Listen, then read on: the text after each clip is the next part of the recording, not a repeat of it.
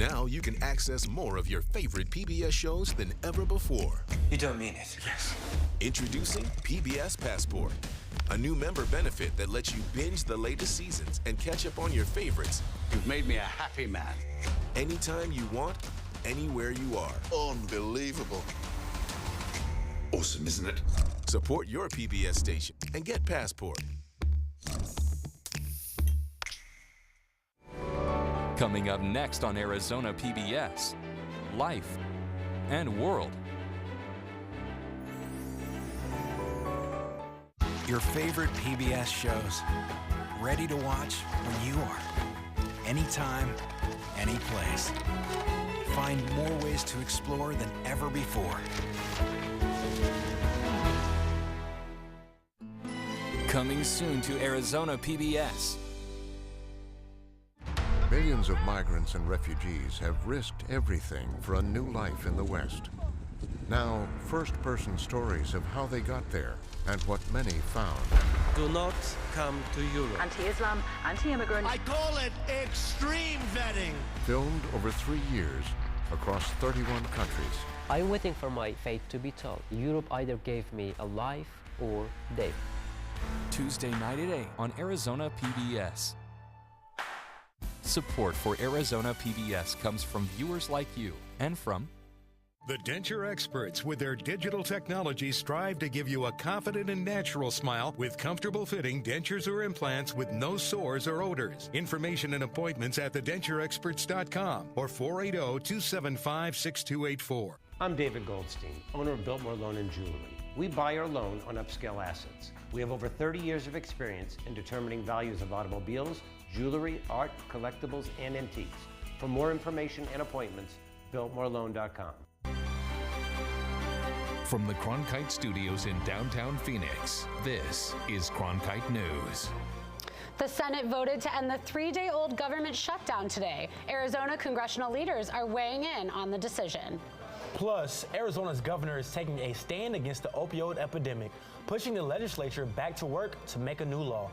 And creating harmony in a world of division, how music is bringing together children and families from both sides of the border.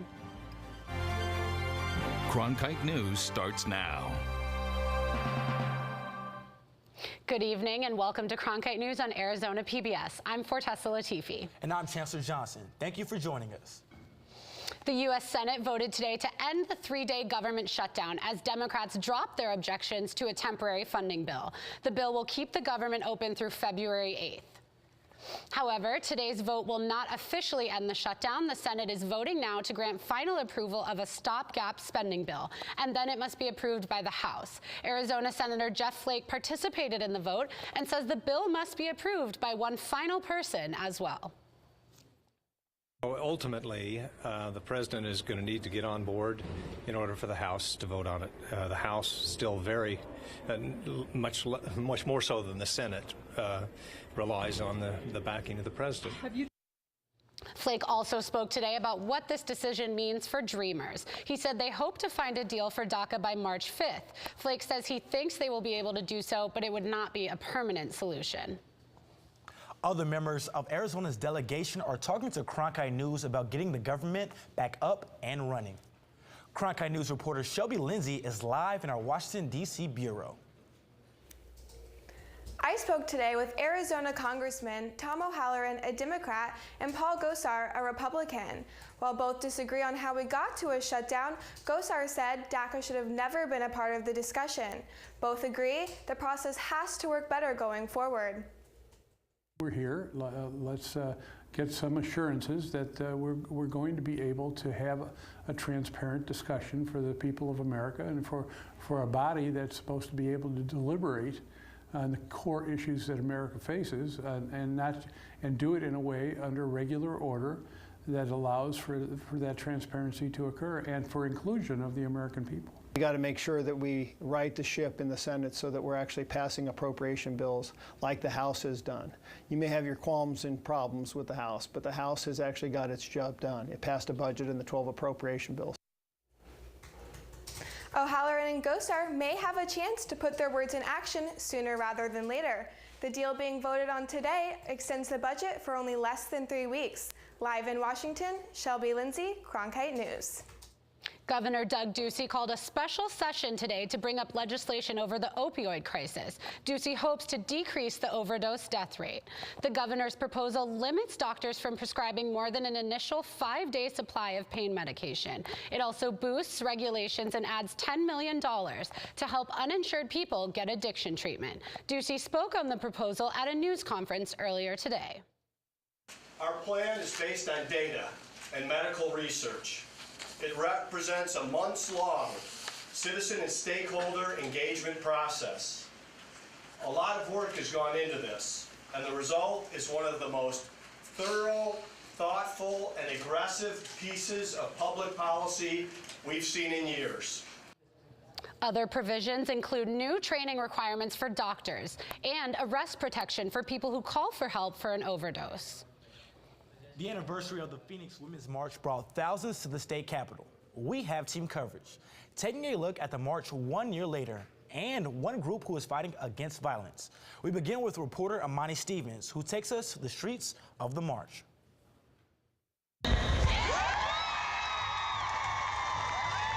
This is for women who are tired of being overlooked, underpaid, underrepresented, and overtaught. It's a new year for the Women's March in Phoenix, and the cheers, chants, and crowds gathered again at the state capitol. Today, we are taking a stand for women's rights, and when I say women, I mean all women. At this year's march, the organizers wanted to spread the message of March to the Polls. It is our duty to fight for our freedom. It's Lisa's Rich first Women's March, and her teenage daughter is part of her reason for taking initiative. I have responsibility to show her that you just can't let things happen. You have to stand up for what you believe is right. Chanel Poe, one of the speakers at the march, says you can do that at the polls. I believe that we are moved to start looking at policies, practices, and behaviors that we can start implementing into our government. Rich supports that movement and says she plans to help organizers with encouraging people to vote this year. Really disappointed in the direction of the country. After last year's presidential election, the focus has shifted for the Women's March in Phoenix. It's about marching to the polls and increasing voter registration for local government. Local politics is really important. These ballots are going to be full front and back, and it is essential that we vote down a ballot in our local elections. Poe says that increasing the representation of women in power, society will win. And when we are not at the table, unfortunately, we are on the menu. Run for election, run for offices. In Phoenix, Imani Stevens, Cronkite News. Police estimated about 22,000 people attended the march. Violence against women has been at the forefront of the news lately, but Native American women are significantly underrepresented in discussions of these social issues. Reporter Emily Richardson explains how Indigenous women use the Women's March to highlight their concerns.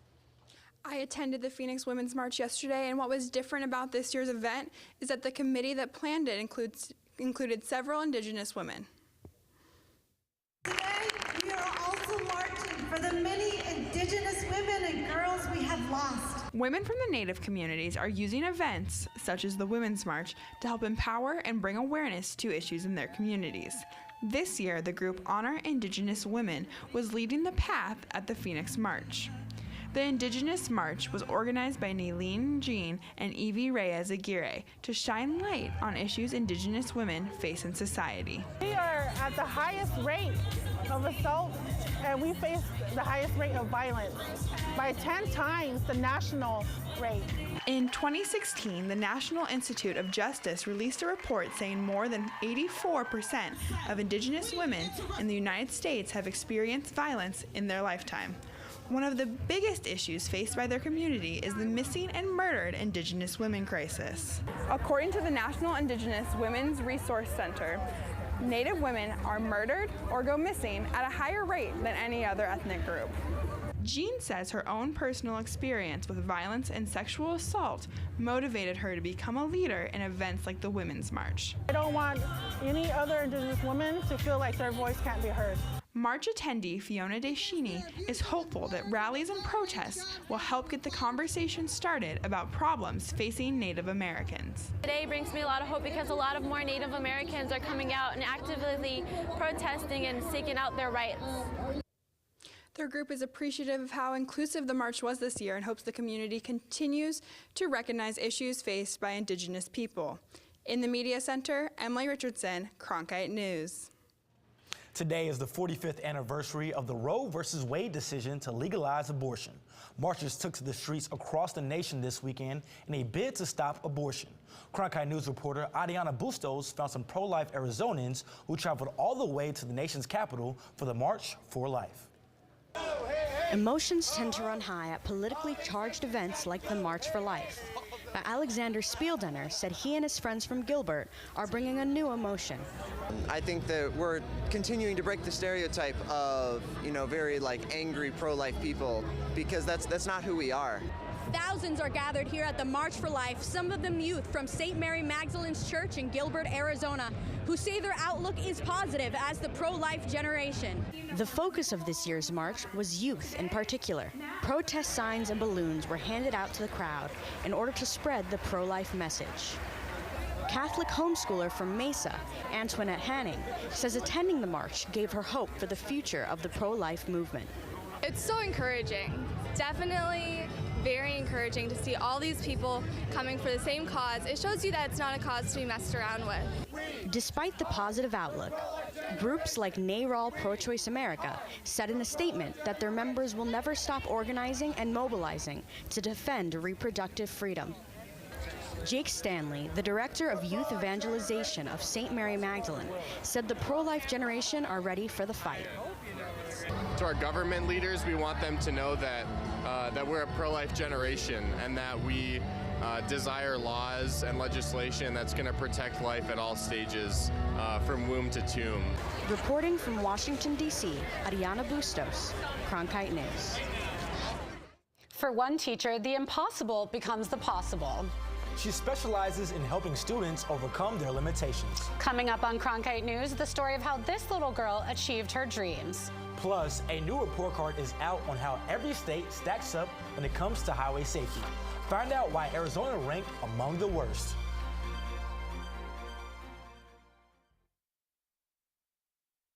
NewsHour. The journalists of tomorrow face a fast-changing media landscape, but quality news remains vitally important to our communities, our country, and our world.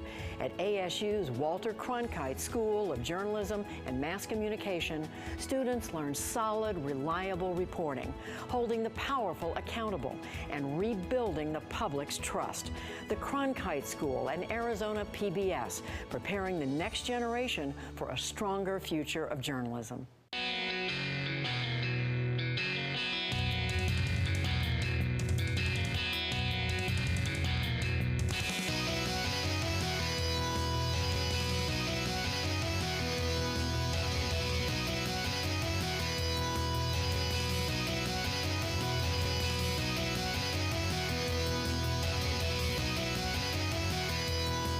Cronkite News, weeknights at 5 on Arizona PBS.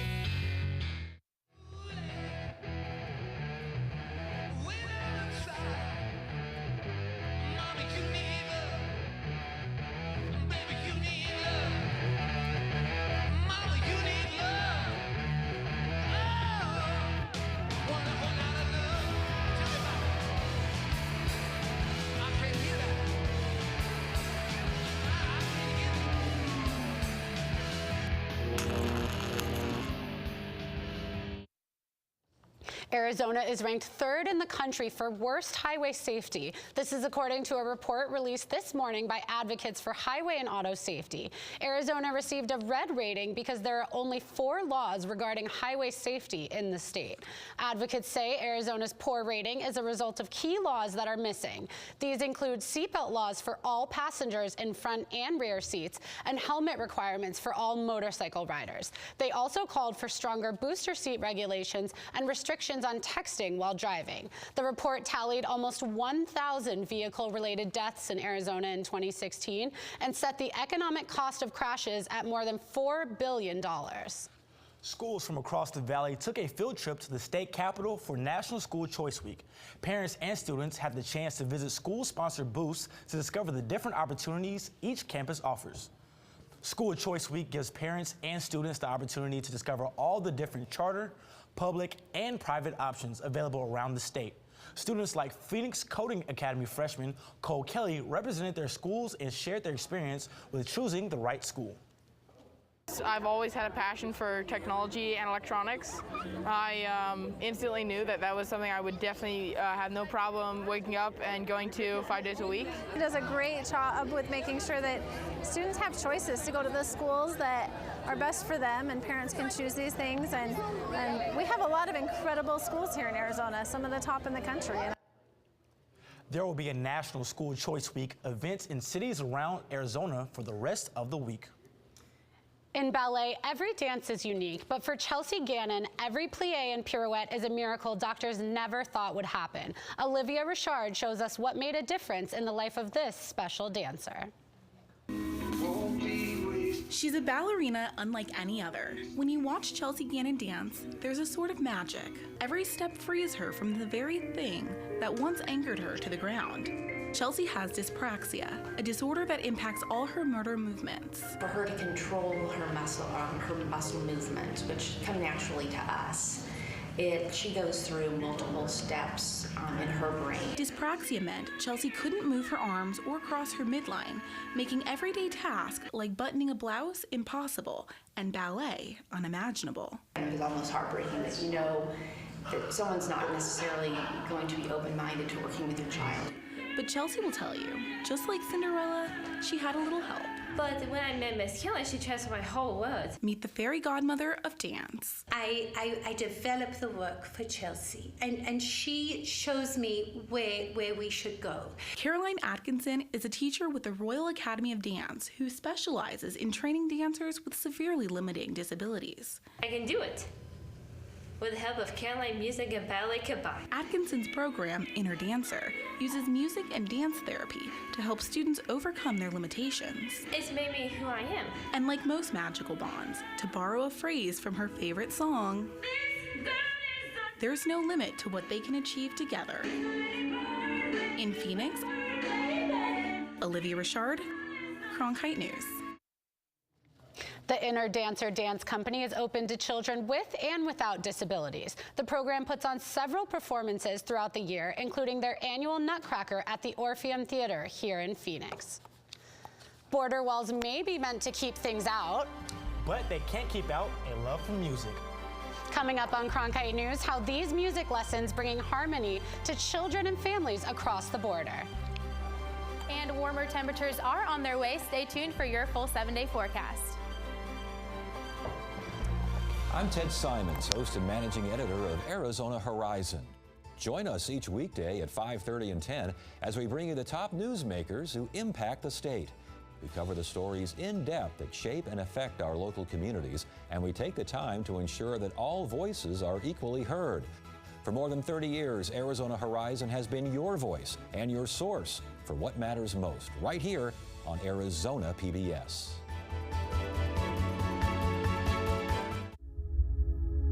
Hello from the children of planet Earth. Exploring, it's the lifeblood of the mission. Human beings are a curious bunch. What are we going to see when we get really close?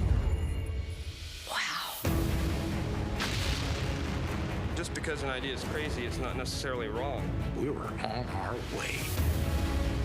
You don't get anywhere until you've tested the limits. That carries an intensity you can't imagine. You could hear people just, whoa. Oh my God, absolutely spectacular. It's a rush. We ask a lot of our heroes. We are at a remarkable moment. We're going farther than any exploration ever has.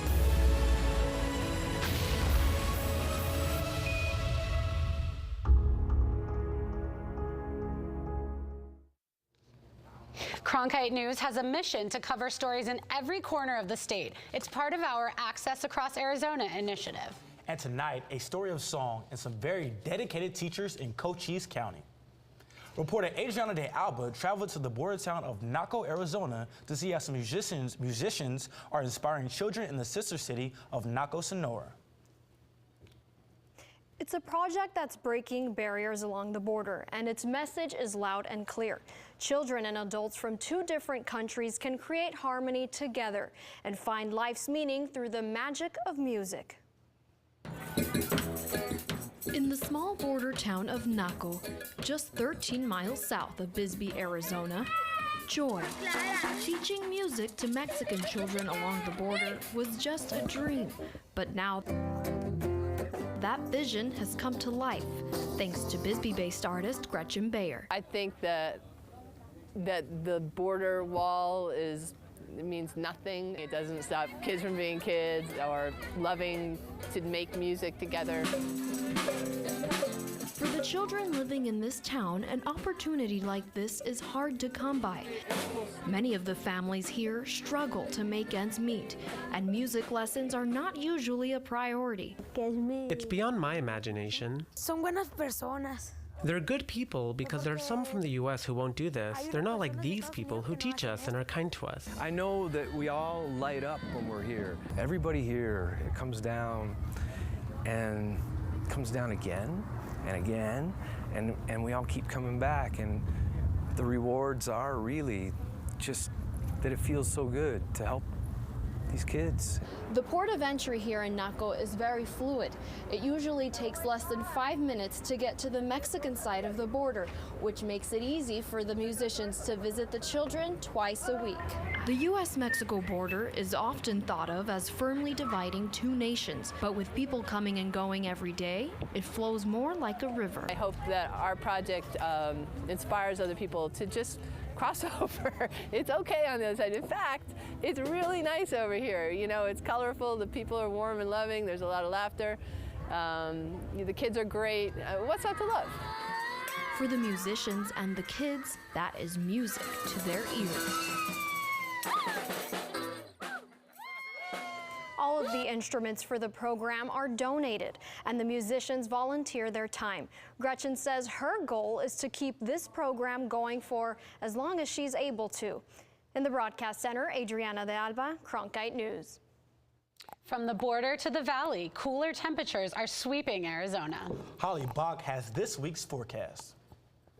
And a cool day it has been for us today here in Phoenix. We are currently sitting at 60 degrees, partly cloudy skies throughout our whole day, and humidity just around 20%. Looking around the state of Arizona, Flagstaff still seeing those cooler temperatures because of that snowfall they did receive this past weekend. It's currently 35 degrees there, 34 degrees in Show Low, and 59 degrees down south in Tucson. Looking at our valley temperatures, we are currently sitting at 60 degrees in Scottsdale, 61 degrees in Mesa, and 59 degrees in Maricopa. Now, as we head into our week, we are going to see warmer temperatures on Wednesday and Thursday, both at 76 degrees. And if you've been hoping for warmer temperatures, well, you are in luck. On Sunday, our high is going to be 80 degrees, Monday 81 degrees, so make sure to get outside and enjoy those cool weekend temperatures. For Cronkite Weather, I'm Holly Bach. Participation in youth soccer is on the rise in Arizona. One organization is offering opportunities for kids to learn the sport from an early age. Next on Cronkite News, what programs are Phoenix Rising implementing to help kids rise up? As journalists at Cronkite News, we report on stories that matter to you by focusing on the local impact. We dig deeper and work tirelessly to keep you informed. Live in Wickerburg. Live in Los Angeles. In Cleveland. In Washington. In Louisville. From Jerusalem. Live in Philadelphia. From around the world to right here in Phoenix. At Cronkite News, we report the facts and stick to the truth. Fridays, it's at Cronkite News, your social sharing connection where you choose the news. Facebook likes and shares, tweets, retweets, and favorites. YouTube views and subscriptions. We're watching you watch us. From our digital home at cronkitenews.azpbs.org to your television, web browser, or mobile device. Find us on Facebook, Twitter, and YouTube. Then join us for @Cronkite News, our weekly refresh, each Friday at 5 on Arizona PBS.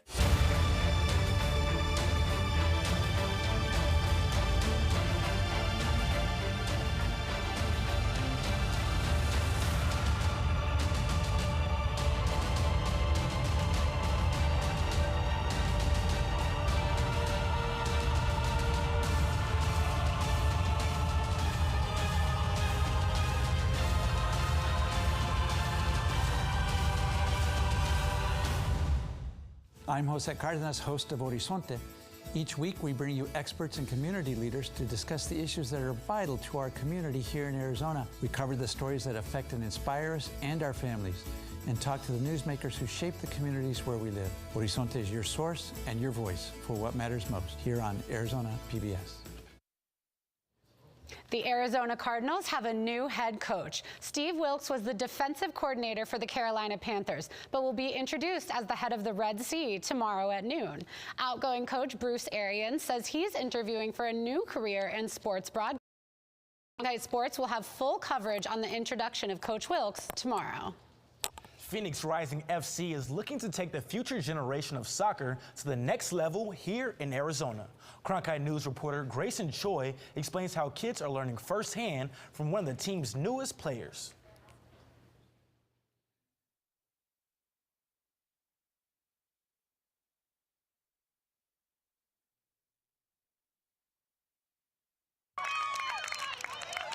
According to the Arizona Youth Soccer Association, over the past 4 years, participation in youth soccer leagues has doubled. Phoenix Rising is helping young soccer players by launching both the Rise to Play and Rise to Pro camp. Last week's session featured Phoenix Rising player Billy Forbes, who added depth to the professional coaching staff at camp. Collectively, Rise to Pro aims for one common goal for the kids. We hope they get better, we hope they enjoy it. I mean, it's key for us that there's a clear pathway so that they improve. So we break down activities into finite skills, but we hope they have a great time and come back again. I think this camp is lots of fun. It's a cool experience, and it brings a lot of kids out on the field, showing everyone how it is, and just lots of fun. Professional soccer player Billy Forbes is Phoenix Rising's newest forward. He's already making a difference with the team as he helps out with camps and is hoping to make an impact on young soccer players. I mean, it's a big deal for me to be here as a player. But also it means a lot for me to help the young kids grow as a player and learn a little bit about the game of soccer. Forbes wants to help build confidence in the kids he coaches at camp. He believes confidence is essential to have when on the path to pro. He's a true ambassador, and he's only been with Phoenix Rising for a short time. But he's very engaging with the kids, and he's a great asset. Forbes hopes to grow the game of soccer for the youth and build on their character. In Tempe, Grayson Choi, Cronkite News. Rising Rise to Play and Rise to Pro camps run through March, and overnight camps start this summer. Cronkite News is proud to be the news division of Arizona PBS. Here's what's coming up on Arizona Horizon and PBS NewsHour. On the next Arizona Horizon, state lawmakers begin a special session on Arizona's opioid crisis. And we'll hear about a new group providing health care for the homeless in Maricopa County. That's the next Arizona Horizon. I'm Judy Woodruff on the next NewsHour. 1 year in, we take stock of how the Trump presidency has changed the country. That's Monday on the PBS NewsHour.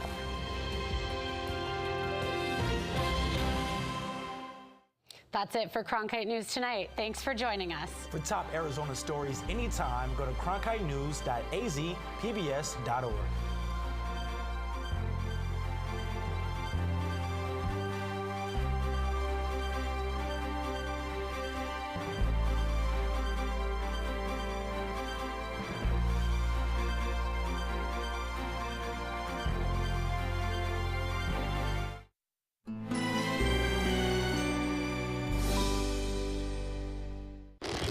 This is the fourth shooting of the Oakland Police Department. Can a troubled police department win back the public's trust? We're trying to fix a local problem. One police officer can have an impact on this whole country. The Sundance Award-winning film, The Force. Tonight at 8 on Arizona PBS. Explore new ideas and new worlds here on Arizona PBS, a community service of Arizona State University.